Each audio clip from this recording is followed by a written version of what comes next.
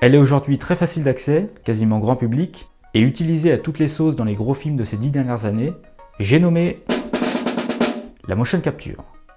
Cette technologie consiste à enregistrer informatiquement les mouvements d'un individu pour les retranscrire dans un personnage en 3 dimensions. L'individu est filmé dans une salle que l'on appelle le volume.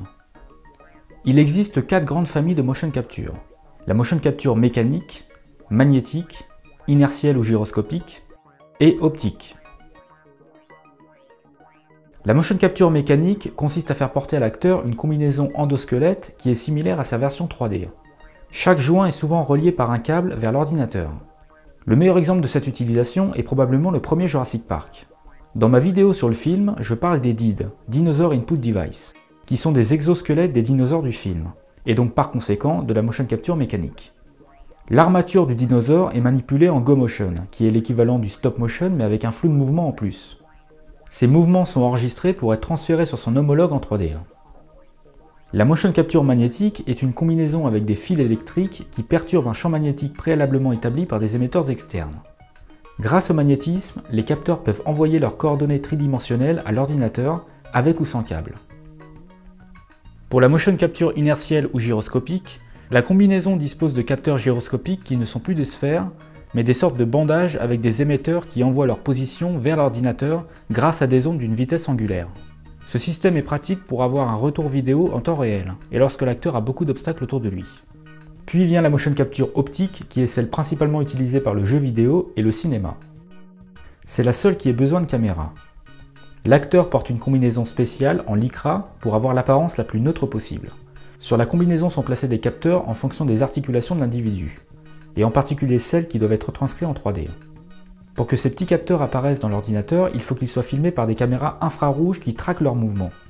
Il y a plusieurs dizaines de caméras disposées tout autour du sujet filmé afin de couvrir tous les angles et ne pas perdre les marqueurs de vue. Car si un capteur n'est pas perçu par au minimum 3 caméras, son emplacement en 3D n'est pas enregistré. Les caméras filment avec des rayons infrarouges qui permettent au capteur de réfléchir ces rayons pour les renvoyer vers les caméras et donc vers les ordinateurs. Dans ce système optique, il existe 2 types de captation, les combinaisons avec des marqueurs passifs et les combinaisons avec des marqueurs actifs. Les marqueurs passifs sont des capteurs qui réfléchissent la lumière infrarouge des caméras comme je viens de l'expliquer. L'avantage est que l'acteur n'a pas à apporter un équipement électronique ou être attaché par des câbles. Les capteurs ont juste besoin de réfléchir la lumière. Les marqueurs actifs, quant à eux, ne réfléchissent pas la lumière mais sont des capteurs LED qui s'allument un par un, très rapidement bien sûr, en fonction des mouvements de l'individu. Cela permet à l'ordinateur de les identifier par leur position relative, les uns par rapport aux autres. Cette fois, l'avantage est de pouvoir identifier chaque marqueur de manière un peu plus efficace, car ce sont eux qui émettent leur lumière. Il ne peut pas y avoir d'obstacle. On peut également noter un autre type de motion capture hors catégorie, comme celle sans marqueur, qui ne nécessite aucune combinaison particulière. La plus connue est la Kinect que développe Microsoft pour le grand public. Il existe une autre méthode de motion capture qui s'appelle l'iMoCap, inventée par la société ILM en 2006 pour le deuxième Pirates des Caraïbes. Cette technique est tout simplement une méthode de tracking, c'est-à-dire que l'acteur porte une combinaison avec des bandages en forme de carré noir et blanc, avec des cercles à l'intérieur. 3 caméras filment la scène. La caméra principale et 2 autres caméras supplémentaires sur des angles différents. En post-production, grâce aux images des 3 caméras, un logiciel de tracking spécial repère les marqueurs, triangule leur position dans l'espace pour enregistrer leurs mouvements dans le temps et ainsi les retranscrire dans le personnage en 3D. Le gros avantage de cette technique est qu'elle permet de filmer les acteurs en extérieur sur des vrais décors sans les contraintes logistiques d'un tournage en motion capture dans un volume, c'est-à-dire les caméras, les capteurs et tout le bazar. L'acteur a juste à enfiler son pyjama et à jouer sur un plateau de tournage traditionnel avec d'autres acteurs. En 3D, on différencie 2 méthodes d'animation. La motion capture qui est faite par l'acteur lui-même sur le tournage, et l'animation traditionnelle en keyframe où un animateur manipule le personnage dans son logiciel 3D. Cette notion de calquer les mouvements humains pour les retranscrire dans une animation 2D ou 3D remonte à plusieurs décennies. En 1915, Max Fletcher invente un rotoscope. Une caméra projette un film image par image sur un écran d'une actrice en train de jouer une scène. L'animateur, armé de son plus beau crayon, peut ainsi dessiner par-dessus et reproduire dans son dessin les mouvements de l'actrice de l'image d'origine.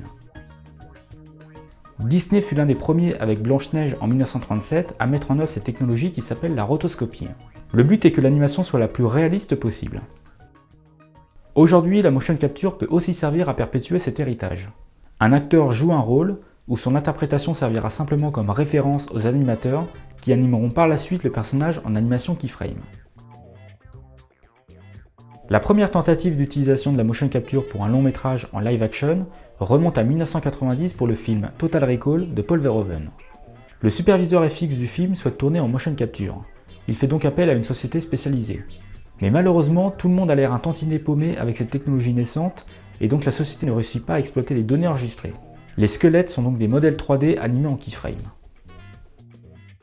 La motion capture enregistre les mouvements corporels d'un acteur. Cependant, au début des années 2000, le réalisateur américain Robert Zemeckis invente la performance capture, ou en tout cas la met en pratique pour la première fois en 2004 avec son film Le Pôle Express. L'objectif est d'enregistrer les mouvements corporels d'un acteur, mais également ses expressions faciales. Donc en plus de la combinaison avec tous les capteurs, l'acteur possède une centaine de marqueurs sur le visage, là où ses différents muscles se trouvent. Il porte un casque sur lequel est placée une petite caméra HD qui filme son visage. Ensuite, avec un logiciel de tracking, les points filmés par la petite caméra sont analysés pour les retranscrire et les adapter au visage du personnage 3D.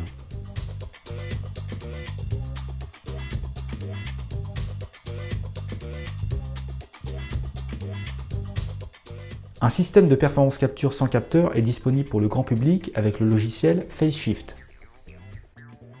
Malgré l'ascension fulgurante de cette technologie, il ne faut pas oublier qu'elle n'est actuellement pas encore fiable à 100%.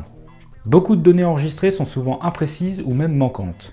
Il y a donc à chaque fois un gros travail des animateurs 3D après coup pour corriger les erreurs de captation. En tout cas, aujourd'hui, dans quasiment tous les blockbusters, lorsque vous voyez un acteur dans les making-of avec sa sublime combinaison moulante et des points blancs ou noirs sur le visage, il ne faut plus dire motion capture, mais bel et bien performance capture.